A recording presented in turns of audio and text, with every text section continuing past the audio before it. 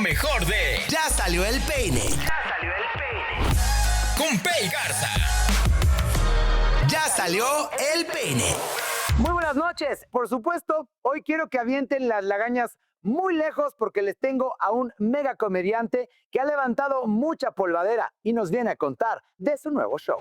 Uno de los estandoperos mexicanos más sobresalientes que tiró su carrera por la borda. Ya salió el peine. Aunque estudió publicidad, su verdadera pasión siempre ha sido arrebatarnos miles de carcajadas. Su paso por la comedia comenzó mostrando su talento en la extinta red social Vine, en donde compartía videos burlándose de situaciones cotidianas o haciendo bromas a miembros de su familia. Poco a poco, su carrera fue en ascenso y pasó de convertirse en un Vine star a una de las jóvenes promesas del stand-up en nuestro país. Aunque empezó abriéndole shows a colegas más posicionados como Sofía Niño de Rivera, al poco tiempo fue convocado para integrarse al equipo de Comedy Central, un espacio en donde nos enganchó con su personalidad ácida y humor negro.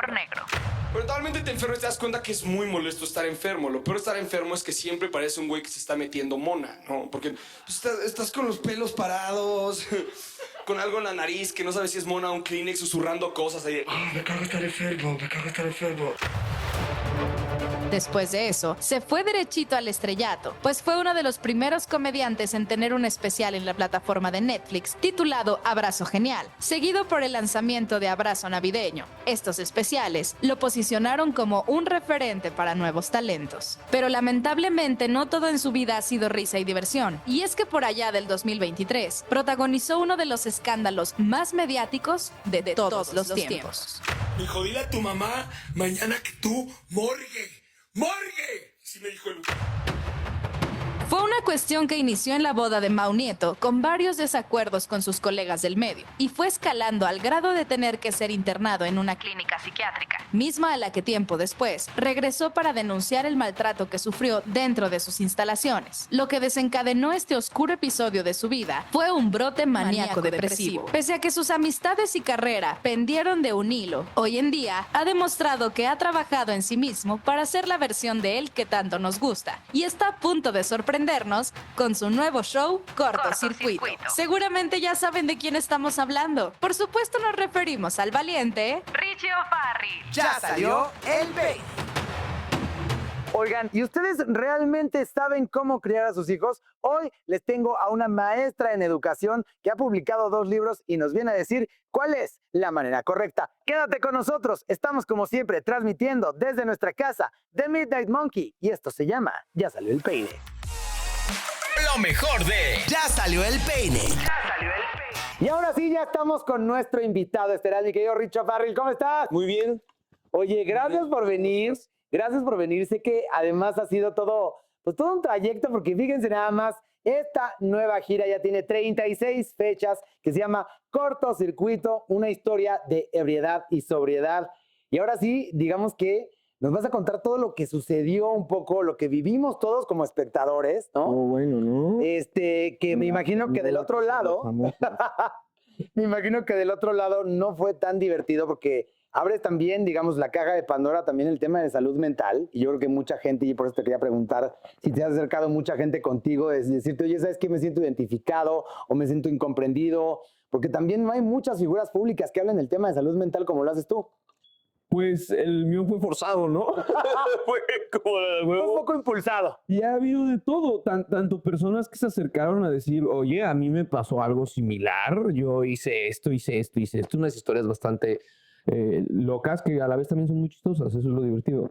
Y de igual manera se ha acercado gente como a decirme, esto le pasó a mi hermano, o ya estando durante el tour en algún meet and greet, etcétera, como que se acercan a platicarme cosas que van como un poquito más allá. Entonces, Como más profundas, ¿no? Porque Sí, en realidad el más tema profundas. de la comedia, pues poco se presta a esos temas ya más de introspección y de reflexión. Pero yo creo que también el público se sintió un poco pues refrescado en saber primeramente uno, que pues digamos todos somos seres humanos, no importando el nivel de fama que te haya alcanzado, porque hay que decirlo que también esto, digamos, puesto en perspectiva, la vorágine que representa tener tu nivel de visibilidad, pues obviamente no es cosa sencilla.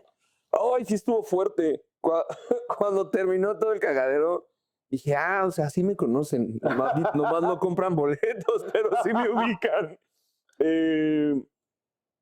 Pues creo que abrió una nueva grita en cuanto al tema de, no grita, una vertiente en cuanto a los temas de cancelación, porque obviamente cuando hay una cancelación está el grupo de gente que está con la persona, el mayor grupo de gente que no está con la persona, y abrió como un nuevo círculo en este diagrama de Venn, que era como... Y que por supuesto además se hacen como bandos y se hacen ejércitos. Sí, y aquí había un nuevo ejército que era como...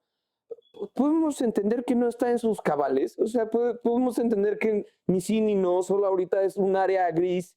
Claro, no se hizo deliberadamente porque no me importó. Esperar lo mejor. Entonces sucedió lo que tenía que suceder, que necesitaba yo contención inmediata. Tuve esa contención de inmediato. Y en la terapia todo se trata de darle la mejor perspectiva a todo.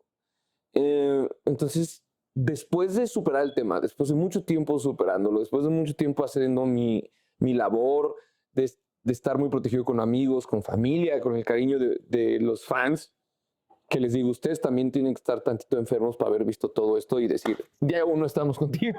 Porque además hay que decir que todo este proceso, pues no es, el tema terapéutico no es lineal. Entonces de pronto yo me imagino que has de tener días en donde pues te sientes muy bien, otros días que te sientes mal. ¿Cómo se expone esto, digamos, en una gira que además es muy esperada por no nada más por tu público, sino también tus nuevos adeptos? Porque eso también, digamos que dio visibilidad de este Rich mucho más humano, pues con todas las virtudes y con todos los defectos. Qué buena observación haces. Sí, dentro de la mejor perspectiva, una vez que lo superas, pues entra la comedia al juego. Entonces, yo no voy a presentarte en cortocircuito mi historia de éxito, no voy a gritarte cómo ser, como si fuera yo Diego Dreyfus, no voy a invitarte a que dejes de consumir, no voy a invitarte a que dejes de tomar, te voy a contar lo que me sucedió a mí y cómo en mi labor como comediante lo hago algo chistoso dentro de cómo se cuenta y dentro de la reflexión, porque la comedia muchísimas veces tiene el objetivo de esto. Cuenta la historia con el objetivo de reflexionar sobre este tema. Claro, como si fuera una fábula. Y la reflexión puede ser muy trivial, la reflexión puede ser una estupidez. Y me río, pero también me identifico. Exacto, y aquí busco eso, que haya una reflexión de lo que yo aprendí en este proceso, pero mi obligación como comediante es que esa misma reflexión sea chistosa. No vas a ir a un speech motivacional, tirado al suelo, no vas a entrar a una terapia de AA, etcétera. Si me invitas a una clínica a dar una plática, ese es otro tema. Sí, tengo ese speech listo. Y nada, es como, vamos a contar esto que honestamente ya que pasó está muy cagado. Y dentro de las clínicas conocí unos personajazos que me dieron muchas respuestas sin ellos saber que me estaban dando respuestas o que me estaban dando grandes ejemplos de vida, sin ellos darse cuenta que me estaban dando ejemplos de vida, que al final me iban a terminar dando las respuestas que me iban a influenciar a buscar diario ser esta mejor versión de mí, porque eso es lo que merece la gente que está a mi alrededor. Y qué maravilla que estos maestros llegan, digamos, a ti de la manera más inesperada, porque obviamente no es algo que tú tenías pensado que ibas a estar en estas clínicas. Había un güey que le digo a la gente, eviten a toda costa terminar en una clínica porque no saben las cosas tan grotescas que pueden ver. Había un güey que acabando la comida se hacía tacos de Miguelito. Así, el polvo, el chilito, jalaba el tortillero y decía, no, sí, y se hacía 5 tacos de Miguelito y nos los intentaba vender de que pruébenlos, están deliciosos. Y yo era adicto al cristal y decía, no seas guarro, si quieres vuelve al cristal, pero no te estás haciendo tacos de Miguelito. Y más tarde en la clínica, el motivo por el cual el show se llama Cortocircuitos, porque yo estoy tomando una clase de yoga, estoy agitadísimo por la cantidad de alcohol que había en mi cuerpo y en mi cabeza, que me desplomo en el suelo y por una extraña razón lo último que grito es cortocircuito. Mi lengua se pega al paladar, entonces me estoy ahogando, aparece un doctor, suelta mi lengua al paladar, regresa el oxígeno a mí, me colocan en la enfermería y dije, ¿quién es el doctor que me salvó? Quiero darle las gracias. Y entonces digo en el show, aléjate del adicto, bloquea al adicto, tírale un madrazo al adicto si es necesario, pero no lo juzgues, porque es una enfermedad y gran parte de lo que hace es culpa de la enfermedad. Entonces puedes hacer cualquier abanico de opciones, pero procura no juzgarlo, porque nunca sabes cuándo uno te puede salvar la vida. Qué bueno que lo mencionas de esta manera, porque hay que decir que es una enfermedad. No es una cosa que mucha gente dice, ay, ¿por qué no le echas más ganas? Es que necesitas, pronto, no nada más las ganas. Sí, es un pedote echarle esas ganas. Sí. No lo juzgues porque es una enfermedad, pero en especial no lo juzgues porque no sabes cuándo un adicto te puede salvar la vida. El doctor que me salvó no era un doctor que trabajaba en una clínica, era un doctor que estaba internado en una clínica. Pablo, adicto al cristal, el güey de los tacos de Miguelito. Entonces... Y él fue el que te salvó la vida. Ajá, no, yo me desperté y... Por eso hablamos... tacos de Miguelito! ¿Cuántos te hago, carnal? Por eso decíamos también de los maestros que llegan de la manera más extraña. Para mí Pablo fue y ha sido un fantástico maestro. Y está lleno como de estas anécdotas. Hay un compañero que se entera un día que le van a alargar la estancia 2 meses y nos lo comparte en terapia de grupo con tal valemadrismo ante la situación que me parece como muy chistoso e inspirador a la vez. Entonces... luego conozco a una chica que tiene un evento muy traumático en su vida, que en cierta parte ella es responsable, y me hace un chiste de eso, porque ella quiere ser comediante. Y el chiste es súper oscuro. Y entonces encuentro... Y es durito, entonces, también. Duro, una cosa fuerte. Y entonces encuentro en estas historias tan simples ejemplos de superación de vida que responden a una pregunta al principio que es como, ¿se necesita la miseria ajena para sentirse mejor? Lamentablemente, lo que responde el público en todos los shows es sí. Pero a raíz de todas estas personas y las experiencias que vivo con ellos es, sí, lamentablemente se necesita la miseria ajena, pero funciona muchísimo más una persona que sobrepasó la miseria ajena y ahora la está encarando con humor o con valemadrismo o con amor. Y eso nos funciona más como ejemplo de vida. Que además es el principio, además de decir de básico de la comedia, el decir reírnos de nosotros mismos es un trabajo que pues es fácil cuando te estás riendo de alguna cosa de que llegó tarde o esto o el otro. Cuando te ríes de ti mismo sobre una cosa tan profunda, ¿cómo haces tú para disociar esta parte de la figura pública de la persona? Qué bonita pregunta. La constancia de atender ese texto fue lo que lo modificó a que dejara de ser apológico y a que dejara de ser doloroso para mí y a que se convirtiera en una chistosa reflexión de lo que yo viví, por si alguien quiere experimentar en cabeza ajena o por si alguien busca esta respuesta que planteó en un inicio sobre la conmiseración del ajeno, ¿no? Claro. Todo eso en un camino, suena más serio en la entrevista, pero que en el escenario todo el tiempo es como muy chistoso, y que narro que empieza con el primer ejemplo es cuando te dicen acábate tu comida a los 5 o 6 años y dices ya no quiero y entonces te dicen hazlo por los niños de África y en ese momento tú no le entras a ese pedo y dices madre los niños de África, mamá, si tanto te importa la causa mandaste un topper a África, yo ya me llené, yo ya no puedo más. Después de 3, 4 de esas que dices oh sí, los niños de África y los de Perú también. Es como modificar ese pensamiento a que ambas son viables. Yo no tengo las respuestas, pero tengo mi percepción de cómo veo yo la realidad y cómo eso me sirvió a mí de una manera muy cómica a superar todo lo que viví. Y por eso es tan buena la pregunta que haces. Repetir ese texto varias veces hizo que dejara de ser doloroso para mí y que se convirtiera en algo completamente divertido. Qué bonito eso, porque además también yo creo que es un tema que mucha gente que nos está viendo y que nos está escuchando se puede sentir identificada con cualquier aspecto de su vida, que creo que es también parte esencial del show, de vernos reflejados de cualquier cosa que hacemos repetitivamente, que además muchas veces es irracional totalmente, y de tener esta capacidad de decir, me río de esto, pero ¿dónde llega este punto, sobre todo en esta cultura de la cancelación, de hasta dónde cuento? ¿Cómo puedes saber tú hasta dónde merito y qué me quedo para mí? ¿En referente al show o en general como comediante? Como comediante, cuando te paras en el escenario, ¿dónde dices, aquí dibujo mi línea y esta es mi vida privada? En cuanto a tema de mi vida privada, lo que me gusta mucho es que los grandes comediantes que yo admiro, no literalmente, se desnudan en el escenario.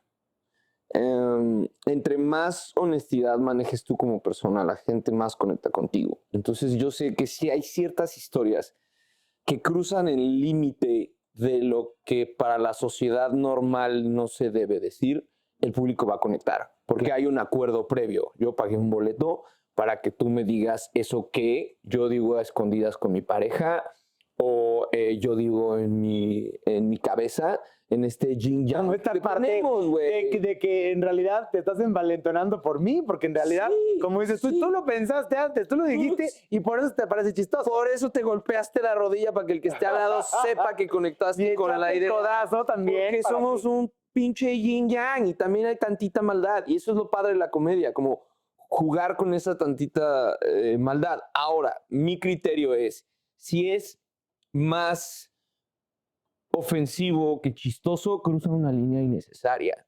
¿Y por qué acabar con tu carrera o ser juzgado por millones de personas por unos segundos de chiste que puedes eliminar? Y para eso tenemos el open mic. Y para eso tenemos el inicio de nuestro tour. Y para eso hacemos estos shows de probando material. Porque yo escribo un chiste que creo que va a cruzar esa línea y el público resulta encontrar un poquito más ofensivo que chistoso. Puedes jugarle tantito a la necedad de modificarle para que sea chistoso. Y lo he dicho antes, ese es el éxito de la cotorriza. Que cruzan esa línea, Claro. la cruzan durísimo, pero están con esta protección de, pero ¿a poco no estuvo muy chistoso? Oye, y Te con eso dolió tengo que hacer reírte, rapidísimo un güey. corte. Por favor, tú no te atrevas a cambiarle. Está, sí, ya salió el peine. Lo mejor de Ya salió el peine. Y ya estamos de regreso con el mega talentoso Richo Farrell y además con este super show que seguramente tú lo vas a poder disfrutar en toda la República Mexicana que se llama Cortocircuito, una historia de ebriedad y sobriedad. Y decíamos un poquito en el corte, querido, ¿qué tanto es tantito cuando se le mide el agua a los camotes y decir, oye, ¿qué tanto me tengo que reír y qué tanto me tengo que echar una introspección? Porque ahora con el tema de la cultura de la cancelación parece que ustedes, en vez de comediantes, son, digamos, el Vox Populi y además también, digamos, la guía del pueblo, que no tiene que ser así porque ustedes no están para ayer, están para divertir. Yo creo que la persona que busca cancelar a un comediante a la menor provocación de un chiste es un público que jamás compraría boletos para un show de comedia. Quien entiende los límites y para dónde va, e incluso cuando compra un boleto, es porque ya vio algo y no le pareció lo suficientemente incómodo. Y justo en el coche venía escuchando un grupo que me encanta que se llama Vampire Weekend, que dice, cada generación hace una apología de lo anterior. Entonces, un amigo me contó una anécdota que estaban en un festival en Costa Rica y que le dijeron a uno de los comediantes, no puedes hacer chistes sobre gays y tampoco puedes decir obviamente la palabra, ¿no? Porque Salvador Novo murió por promover, por ser un hombre te va a gay, ¿no? poder. Entonces me cuenta que de manera muy chistosa, este comediante, que no sé quién es, pero sé que no es mexicano, todo su set era hacer chistes sobre burlarse de los gays. Entonces, su manera de hacer irracional de resolverla fue estar diciendo en el escenario, el hombre homosexual, porque él creía que ya evadía Ya con él estaba echando el capoteo. chiste de claro decir gay, porque está diciendo el hombre homosexual. Ese criterio probablemente en los 80, 90, hay un libro que leí que se llama I Was Born This Way, que habla sobre cómo en distintas épocas cómo salía del closet la gente. Y narra uno de los años 40, dice, en mi época no existía la palabra gay. Ni existía. Nos decían sisi o faggot. Entonces, la sociedad evolucionó lo suficiente como para en los años Todavía decir, el ok. adjetivo Entonces, calificativo. Ajá, pero a pesar de eso, tú ves en los 70, 80 comediantes que decían, ¿a poco no le hacen así? Claro. Y ese criterio poco a poco va evolucionando, en especial en esta nueva era de Internet, donde un gran grupo de gente dice, no me gusta que me digas así y creo que ya está pasadísimo Ya está pasado de manerismo moda, para sí. que tú te burles. Entonces, en tu ingenio como comediante, ¿quieres hacer un chiste sobre alguna característica gay? Bueno, te invito a que te rompas la cabeza en creatividad. Claro, cúrtete hagas para que nos algo echen la carcajada. Suficientemente bueno para que una persona homosexual en el público esté viendo a alguien heterosexual en el escenario, decida algo, se ría y diga, ah, bueno, Sí soy. tiene razón. Que digas, sí soy. Creo que es una gran época porque retó al comediante a ya no decir, ¿a poco no como chingan las viejas? Ahora, No. a ver, ¿cómo? A ver, ¿cómo le hago? ¿Cómo? Hazme reír diciéndome cómo, güey. Y a ver, Vengo incluso- con mi y esposa y además- con mi hija. Y además show, en esta güey. cultura, que además de que decir que tú y todos sus compañeros de repente, digamos que son muy crucificados por este tipo de acciones. Entonces, de pronto yo hay que preguntar si después de la crucifixión viene como Baby Jesus la resurrección. ¡Qué gran pregunta! Sí, aprendes. Yo hice un chiste en un especial que se llama Live from Pachuca, donde cruzo una línea que es tan grotesca y obvia que es falsa, que la gran mayoría de la gente entendió. El público que no consume boletos se ofendió. ¿Eso me va a detener de hacer chistes como esos? Es probable. Mi público sabe qué le gusta que le dé, pero ya tengo este aprendizaje. Entonces, sales de la cueva como Baby Jesus. Abres la caverna y dices, ¿ya pasó? Pinches clavos en las manos, voy a ser un poco más cuidadoso. Pero como te decía, estamos evolucionando y vamos a seguir evolucionando. Y nuestros nietos van a oír conversaciones nuestras. Claro. Van a decir, Oye, ¿por qué estaban hablando de eso?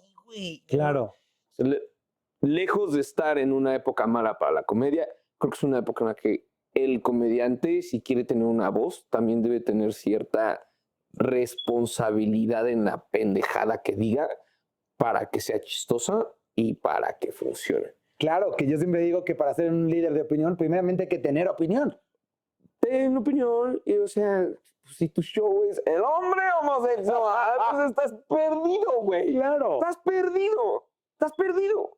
Puedes decir, tengo un compa gay que el otro día me dijo que y no lo tengo. Para que te des una idea, no lo tengo claro. Y abrirte un camino para que veas. Y que por son las dónde- diferentes rutas. Por dónde Pero que justamente chingados le vas en a esa hacer. complejidad, digamos, está ahí justamente esta respuesta del público, está también la ovación, que no está fácil, porque cada vez somos más difíciles de sorprender. ¿Te ha tocado de pronto ver que la vara va más alta cada día, el tema de la Sí, comedia? y eso es bueno, porque además ya hay comedia en todos lados. Ya hay estandoperos, ya hay tiktokers. Yo creo que la televisión guionada está viviendo su mejor momento. Estamos viendo las mejores series que se han hecho. El cine está en una calidad altísima. La gente ya no cuenta chistes después de la comida, ya enseña memes. Los videos chistosos incluso tienen al público participando. Alguien que no es un comediante, resulta que es un comediante por sus 3 minutos de fama en los que se avienta el comment ¡pah! Que tiene más likes que la pinche Claro, que la foto. misma publicación. Sí, sí, Entonces, sí. inconscientemente el público, en especial en México, se está educando todo el día en comedia. Y ya existe la oportunidad que alguien diga, yo quiero ser comediante 5 minutos, yo quiero ser comediante más tiempo como Jair Sánchez, yo quiero ser comediante más tiempo como Paco de Miguel, güey, yo quiero ser comediante como Carlos Vallarta, yo quiero ser comediante como leyendas legendarias. O sea, Claro. ¿cuál es tu pinche rubro en toda esta variedad cómica que existe? Que a mí me parece... A ver, y hablemos, Fantástico. porque acabas de soltar muchos nombres, hablemos también de los egos de la industria, porque también, digamos que entre más carcajada, entre más aplauso, por supuesto, llegas más alto, y eso también pues genera envidias como en cualquier otro sector, pero digamos que aquí está exacerbado en esta parte de la comedia, ¿o qué es lo que crees que sucede?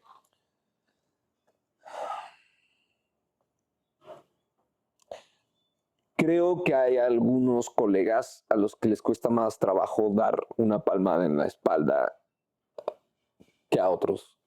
Y decir, qué colegas. chingón, me encanta lo que haces. chance, o sea, chance yo soy muy hippie en eso, pero a mí me mama ver a mis amigos triunfar, ganar lo que pinche sea, me va a entusiasmar mucho y si es necesario hasta les voy a llamar para decirles, ¿no? Y he tenido que comprender que no todos son así y es creo que de los mayores traumas fuera de la niñez, ¿no? Cuando descubres, chale, el mundo no es como tu jefecita. Claro, que dices, oye, me rompió mi burbujita rosa, no era así. No era así. Jefecita, tu único error fue no avisarme que no todo el mundo es ¿Por qué no me dijiste que era sordido el mundo? Sí. Pero es normal. Hay de todo. Hay colegas, la gran mayoría que son hermosas personas, que tienen sentimientos muy bonitos, que a veces,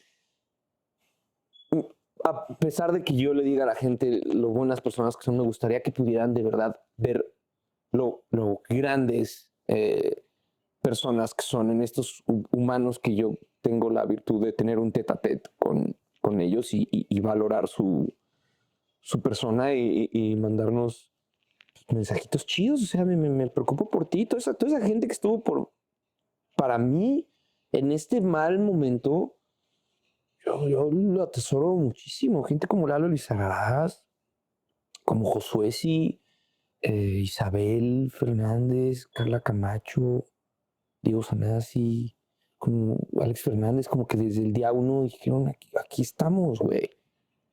Y los que no están desde el día uno, tienes que entender que es tu responsabilidad que ellos no estén desde el día uno. Y es su tiempo. Pero las cosas que he visto a mis colegas comediantes hacer en torno a mi persona o en torno a otras personas, me demuestra que son increíbles seres humanos. Oye, qué bonito que hablas también de ese tema evolutivo, porque también, digamos que de toda esta parte tortuosa, me imagino que también existe una parte muy virtuosa en donde pues tú tienes un grado mayor de madurez, de iluminación. ¿Cómo sientes tú, digamos, un antes y un después de este incidente? No creo que es como iluminación, creo que es como coleccionar anécdotas que te sirven para tener mayor conocimiento de causa antes de hacer algo. Tengo más contexto y dentro de las clínicas yo le decía a los compañeros, lo único chingón de que estemos aquí pasando, lo horrible es que estamos diario adquiriendo mucho conocimiento que la gente no tiene acceso estando allá afuera, porque claro, en una clínica pues, tienes lecturas de AA diario y sesiones psicológicas diario y etcétera. Entonces no diría yo que es como luz, diría que es como una gran colección de experiencias que sobre todo cuando tocas un punto tan bajo como el que yo toqué, yo le digo que cuando ves al diablo a los ojos ya no hay para abajo. Claro. O sea, ya la vida y lo que suceda, dices, ok, esto está culero, ok, esto me van a seguir pasando cosas feas toda la vida porque la vida nos presenta eso. Pero yo ya he visto, güey. Entonces, qué risa. Oye, ¿qué pasa con todos los detractores que decían, no, es que seguramente se lo inventó justamente para esto, para vender los shows? ¿Qué piensas? ¿Qué les podrías decir? O sea, que gracias. Gracias por pensar que tengo ese rango actoral. Gracias es así. Por pensar que este estúpido de aquí, este payaso que baila en escenarios, tenga la habilidad de crear un plan de mercadotecnia que destruya su carrera para terminar diciendo, no olviden que nos vemos en Oaxaca. Pero en Oaxaca los espero. Ahí es un show para 200 lugares, güey. Tenemos lugar. Lo valoro un chingo. O sea, wow, que hayan pensado que manejo ese nivel de métodos. Según yo, ese es Tony Dalton, Daniel Jiménez Cacho, ¿no? Pero... Y que esto sea muy elevado. Sí, gracias. ¿Qué más te pareció irrisorio de toda la situación que decías esto ya está muy jalado de los pelos? Durante mi suceso. Sí. Es que durante mi suceso yo pensaba que pinche Dios me hablaba y que yo era un mensajero en la tierra, pero algo muy cabrón es que cuando entran los médicos para sacarte a la fuerza, la camisa de fuerza es un mito porque te quedarían las patas libres. Eso no existe, te amarran a una como camilla voladora ahí y la tensan bien. Entonces es súper vergonzoso que mientras te sacan por el pasillo del edificio los vecinos están asomados así en su puerta y tú desde ahí les gritas, ¡ayuda, vecino! ¡Llame a la policía, vecino! ¡Auxilio! Y el vecino nomás está pensando, por fin se llevan este cabrón. Pero esa no es la peor parte. La peor parte es que esta camilla no cabe horizontal en el elevador. Entonces la tienen que levantar y te ves a ti mismo en el espejo del elevador como si fueras ¿Y qué te pasaba? Drácula o Hannibal Lecter. ¿Qué piensas? En ese momento, ¿sabes qué pensaba yo? ¿Qué habré hecho yo para merecer esto? ¿Por qué estoy aquí? ¿Por qué llegué aquí? Claro. Un cagadero. Y en la primera clínica, un compañero se quería rapar de coco. Estuve en 3 clínicas. Un compañero se quería rapar de coco. Y el doctor dijo, se pueden rapar, pero no de coco, güey. Y nosotros, ¿por qué? Chingado. Por la imagen que da a la clínica. Y el compañero con cáncer. Ah, bueno. No. Y entonces cuando pasó todo el desmadre dentro del brote psicótico, algo sucede en tu cabeza, Britney Spears, que te dices, bye, pasa la vera. Entonces yo me pinches rapé. Y recuerdo cuando cayó el último pelo y me volteé a ver al espejo, dije, madres, tenía razón el doctor de la primera clínica. Esto da muy mala imagen. Ya sé por qué me lo prohibieras. Sí. Con razón prohibían esto, da terrible imagen. Oye, gracias de verdad por abrir tu corazón, porque además también yo estoy seguro que mucha gente, digamos, estos temas que suenan como muy sórdidos y también de pronto como muy lejanos a nuestra realidad, porque además hay que decir que nadie estamos exentos, todo el mundo nos puede pasar. Entonces, el abrirlo, el normalizarlo y el decir, oye, sí me pasó, me equivoqué y soy ser humano, creo que es también de lo más bonito, yo creo que lo que nos hace también seres humanos, independientemente de la fama, de los seguidores, de los shows, de llenar las salas, eso también creo que dentro del tema del ser humano, pues te da también yo creo que un plus para decir, bueno, oigan, ya por lo menos echaron una reflexión de eso. ¿Pensaste también, digamos, a distancia un poco ahora en retrospectiva, en este cambio también positivo que puede haber en la gente a partir de esto y de todo el tema de la salud mental? Yo creo que el asunto con el asunto con el adicto es que es muy difícil que salga hasta que quiera salir. Y por eso busqué en el show hacer algo más genérico sobre emociones en general, sobre sugerencias para el control de ira, sugerencias para cómo tomarte la vida. Te decía este compañero que le valió madres que le alargaron la estancia, todavía se paró y dijo, voy a pasar aquí mi cumpleaños. Como herramientas que sean las que tú quieres tomar, porque me voy en chinga, pero estaba en Múnich dando show y había hasta adelante 2 borrachísimas.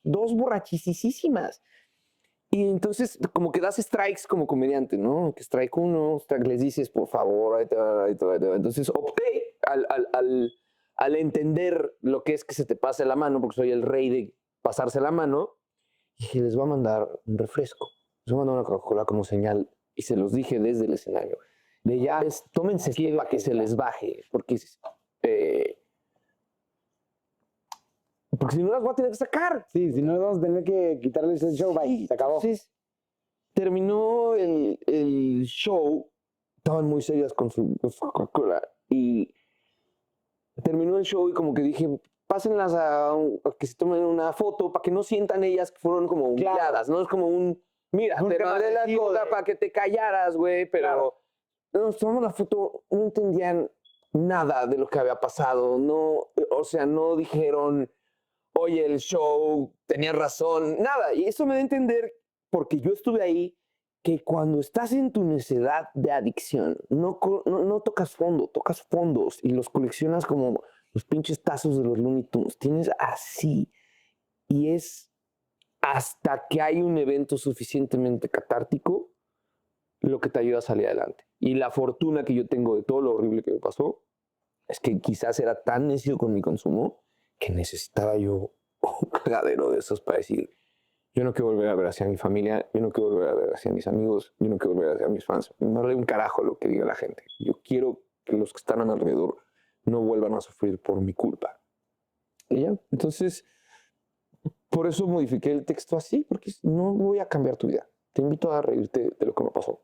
Oye, querido, y por eso, tristemente se me está acabando el tiempo. ¡No! Hay que invitar a toda la gente que nos ve y que nos escucha a que vayan a Cortocircuito, a echarse una buena carcajada, a crear conciencia y, por supuesto, a pasarla súper bien contigo, que ya te queríamos de regreso. Muchísimas gracias. Shout a Pepe Peralta, que abrió unas fechas en el Lunario. También vayan a verlo. Ese tiene una historia interesante también.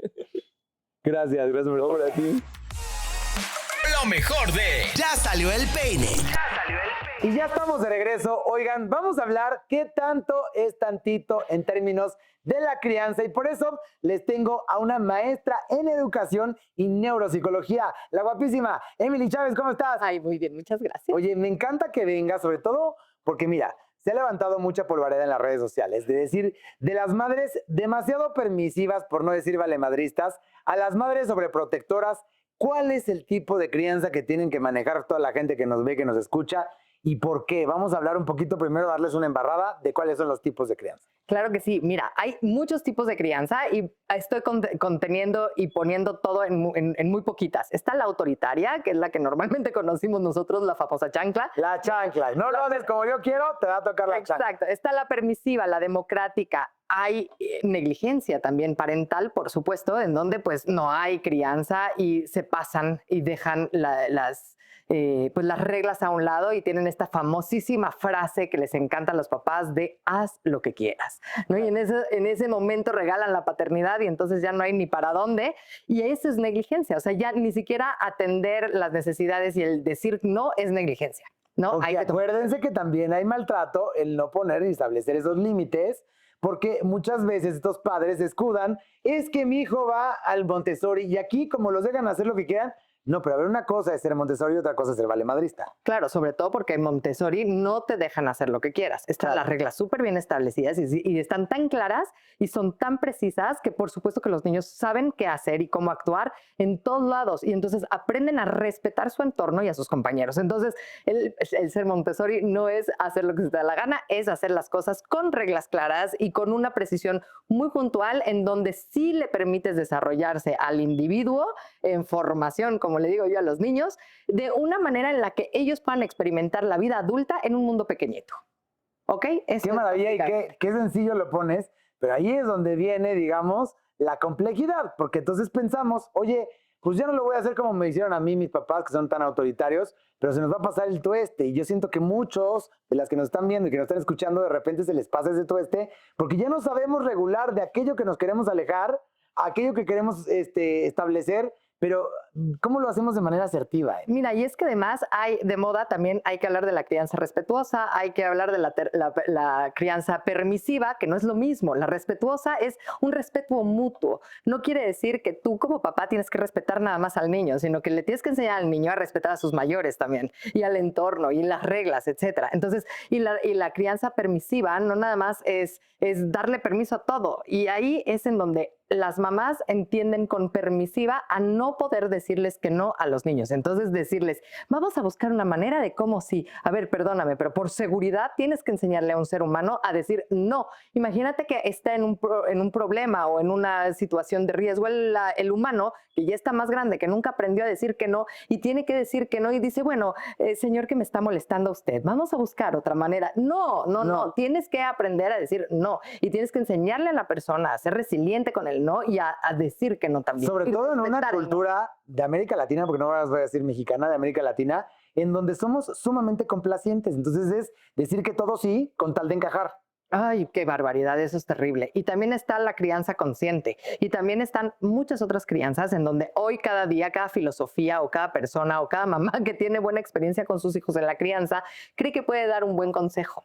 Y la realidad es que incluso sí, pero no. Incluso gente que dices, oye, tú ni eres papá, pero estás opinando y estás diciendo, oye, ¿sabes qué? Hagan esto, hagan el otro. Pero difícilmente lo puedes saber si ni siquiera tienes un chamaco, una chamaca, porque claro, desde el otro lado, yo veo un niño haciendo berrinche en un pasillo del súper y digo, a mí no me pasaría eso. Pero a ver, cuando tú ya lo tienes y ya sabes que te va a tocar irremediablemente ese berrinche, tienes que saber cómo lo vas a reaccionar. Sí, la realidad es que ya existen muchísimos cursos en donde te pueden enseñar maneras de criar y te enseñan estas filosofías y sí se pueden hacer. Yo misma tengo una metodología de crianza y de capacitación parental para poder enseñar a los padres de familia ciertos conceptos y para poder encontrar este punto medio. Lo cual además me parece súper asertivo, Emily, porque además hay que decir, y de verdad, por más que nos decían nuestros papás, nuestros abuelos de, oye, es que no nos dieron manual para educarte, es que de verdad está muy cañón. O sea, hay muchas otras cosas que se pueden aprender desde la matemática, desde la ciencia, pero muchas cosas de la crianza son tomadas o a la ligera y ahí después vemos los resultados después de niños que se convierten en niños problemáticos gracias a esta falta de guía y de establecer esos límites. ¿Sabes qué? Yo creo que es falta de responsabilidad, porque como todo el mundo puede ser papá y mamá, o sea, y la verdad, y pueden tomar decisiones de serlo o no, de ser papás o no ser papás, y no, como que no importa y de todas formas crecen y se van a ser adultos y van a tomar alguna vez decisiones. Creo que sí es importante resaltar que existe la carrera de pedagogía, de psicología, de desarrollo humano, de manejo del tiempo libre, o sea... Y existen por alguna razón. Y existen porque los necesitamos. Exactamente. Entonces, el pretexto de que y no nos enseñan a ser padres, ese ya es obsoleto completamente. Y además, acuérdense que no somos animalitos de, ay, pues ahí de todas maneras van a crecer, como decías ahorita, que también se dice muy comúnmente. No les pasa nada, nosotros cómo crecimos. Bueno, sí, pero de todas maneras también tenemos muchos problemas que estamos acarreando que igual se pudieron haber evitado. Por supuesto, la intención de esto es enseñarles que sí existen muchas filosofías y que lo primero que tienes que hacer es crear conciencia. Y justamente por eso escribí mi primer libro de La conciencia de ser padres con H,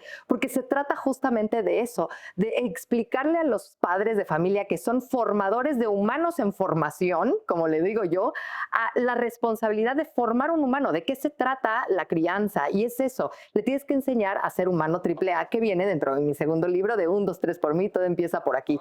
Y son teorías que desarrollé para justamente poder ayudar al ser humano actual a poder romper con paradigmas de esta idea superflua de ser pues humanos libres, felices y plenos, ¿no? Cuando ni siquiera podemos ser plenos porque no sabemos contra qué comparar. Pero además hay que decir que eso no nos sirve ni en la vida adulta y mucho menos en la vida del adulto en formación, como tú nos dices. Claro. Porque evidentemente el niño no tiene la conciencia que tenemos nosotros y bajo nuestros términos decir, bueno, pues es que este tipo de crianza creo que me va a funcionar. Tienes que también acercarte a todo el cuerpo de equipo profesional como ustedes, de comprar los libros. Es decir, hay mucha bibliografía que de verdad yo los invito a que lean estos libros, Emily, porque de verdad, o sea, estas son, ¿cuántas páginas son? Son 250. 250 páginas, que te las puedes aventar muy rapidito, y a lo que me refiero es, está resumido en 250 hojas, lo que necesitamos saber que muchas veces es muy confuso de entender, ¿no? O sea, claro, ¿para qué tuve hijos? Así empieza este libro, ¿para qué los tuve?